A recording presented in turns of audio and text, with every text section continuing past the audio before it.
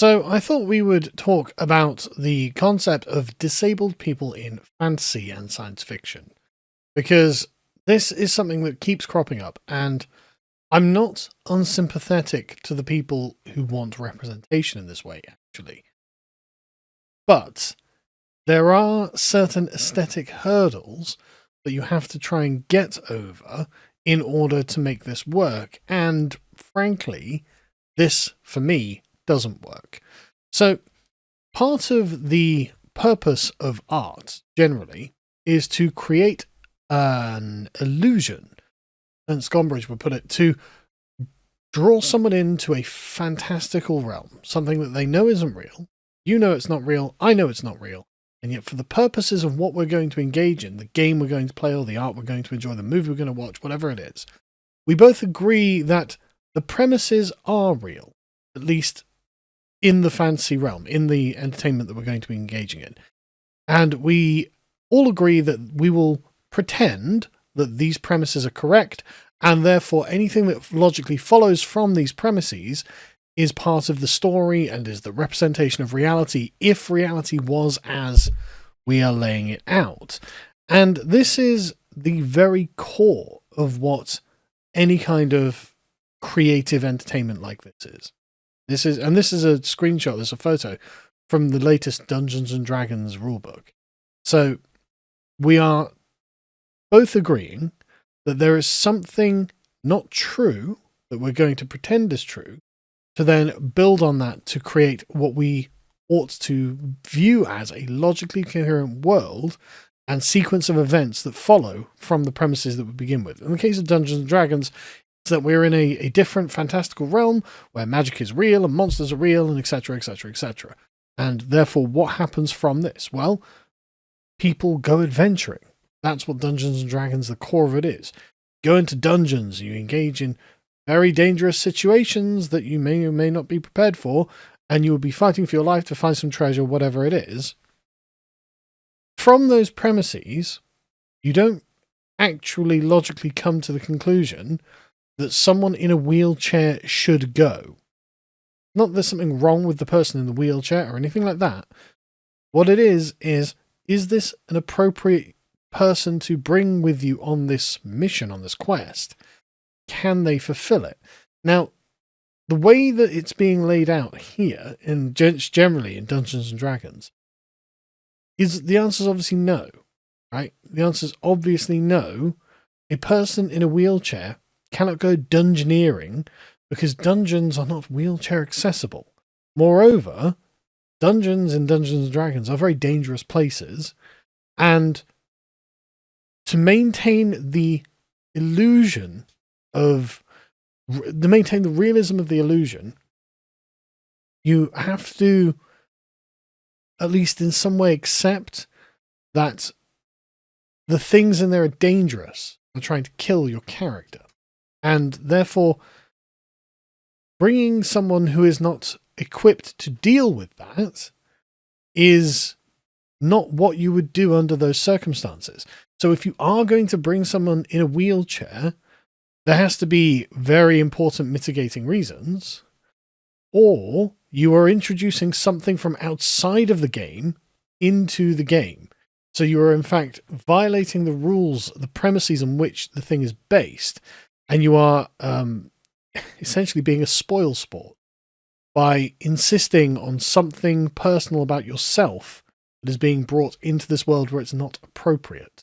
So you could create a good story where a character in a wheelchair has to, for whatever reason, this person has the particular knowledge or skills or expertise, or there's something, they're chosen by the gods or whatever, and they have to arrive at a certain point.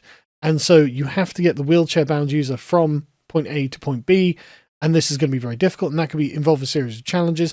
A story can be written with this in, but that's not the way that this kind of approach is being made when it comes to disabled people in Dungeons and Dragons. The approach in which this is being promoted to us is that, well, here's a group of friends doing a thing, having fun together, and by not bringing the disabled person with us, we are actually excluding them, and that's unfair, we shouldn't exclude them from our fun.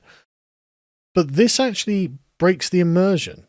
the suspension of disbelief. I have to believe, if I'm going to have a good time in Dungeons and Dragons, that this dungeon is a dangerous place, that it's actually hostile to my character, it doesn't actually want my character to be there, and the forces within the dungeon are going to do everything in their power to either eject or kill my character.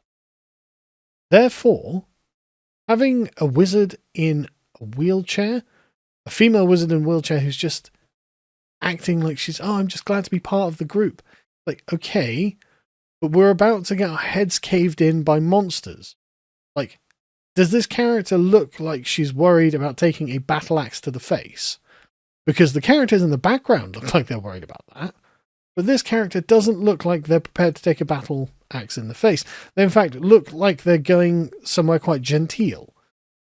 And that kind of ruins the suspension of disbelief. It ruins the immersion in the world. That's not what's supposed to be happening. That we all agreed when we sat down to play the game that that's what we'd be doing.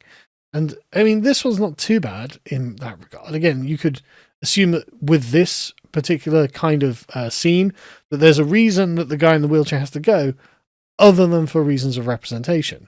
But in this piece of art, harder to believe. Much harder to believe.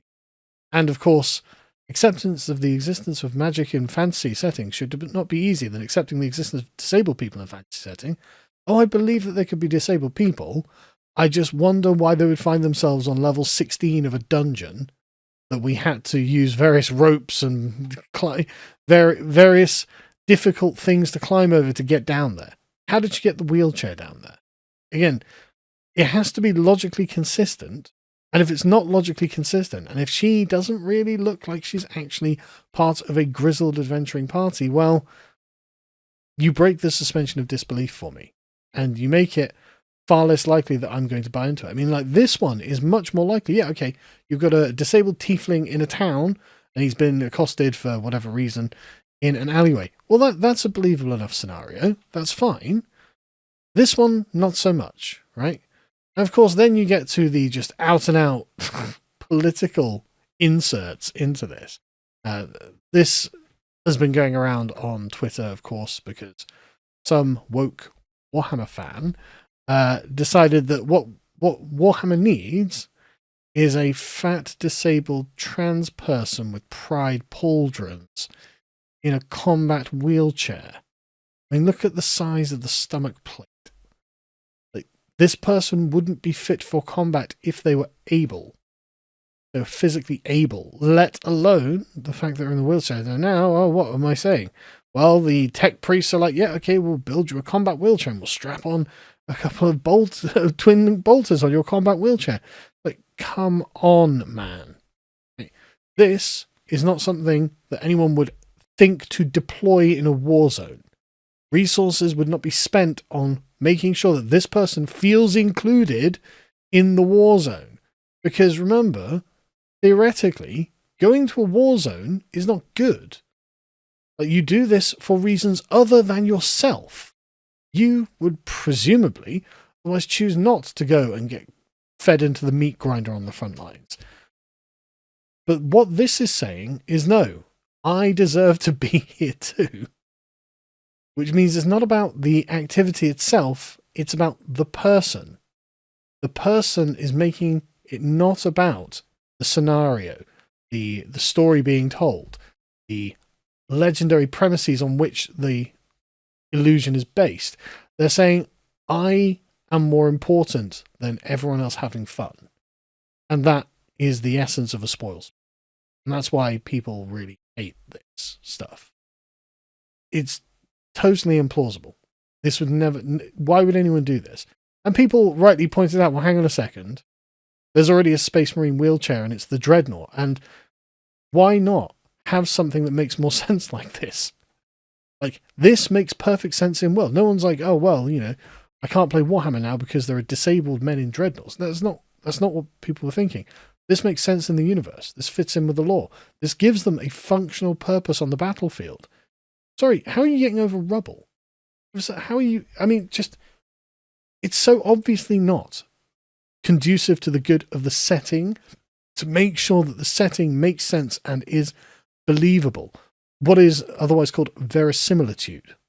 This ruins that on purpose, and to make sure that everyone else recognizes that that person feels represented. And like I said, it's not that I'm unsympathetic to someone being disabled or something like that, but this is the wrong way to go about feeling included. This is the wrong way to do any of this, because essentially what you're doing is saying other people's experiences here are less important than my own. And I just don't think that's true. I don't think everyone else's experience of playing the game is less important than yours. I think everyone's experience is equally as important. If everyone's like, well, look, how would we get a wheelchair down to the bottom of the dungeon? How would we justify this in the universe? These are reasonable questions to ask when you are basing your shared entertainment in a fictional universe that is on a set of shared premises. And if you want to come along and ruin that, well, then you reveal to everyone else that you're not considerate of them, but you expect them to be considerate of you. And if that begins now in this and in this, well, where does that end? That ends in eventually everyone else saying, well, I'm not really having fun here. And it ends with the Spoilsport ruining the illusion of the universe, destroying everyone else's suspension of disbelief, and making it so that nobody wants to play with them. It's not about being prejudiced against disabled people. Who is prejudiced against disabled people anyway? I don't think I've ever met a single person who's prejudiced against a disabled person. But there is just a certain set of rules. For example, if I'm like, okay, I'd like my character to be the tallest man in the world. Yeah, he's 7.5 foot tall or something. You'd be like, yeah, but why? You know, what are you, why are you doing that? And that's going to tangibly change the experience of playing this game. Or, you know, any other ridiculous, you know, unusual thing. It would be like, okay, well, you're doing this for you and not for the game. You're doing this for yourself and not for the rest of the players. And nobody wants to play with people like that. You want people to be considerate of you. Well, you have to also be considerate of them. And since this is a fantasy game, well, why can't you just choose to play as a character that's not disabled, or have some kind of in-universe explanation that actually makes sense? I mean, you can we have it so that you have some sort of invisible hand thing that carries you around or something at walking speed, something like that. But no, I want my wheelchair in there. Okay, but that doesn't make sense. You'd be at severe disadvantages. You'd be holding the team back for your vanity. And I can honestly see why people are very annoyed about this. And none of it, absolutely none of it, is predicated on prejudice against disabled people. It's just, unfortunately, if you want to engage in a shared group activity, you have to show yourself to be a team player. And these are not what team players do when they're going to play a game with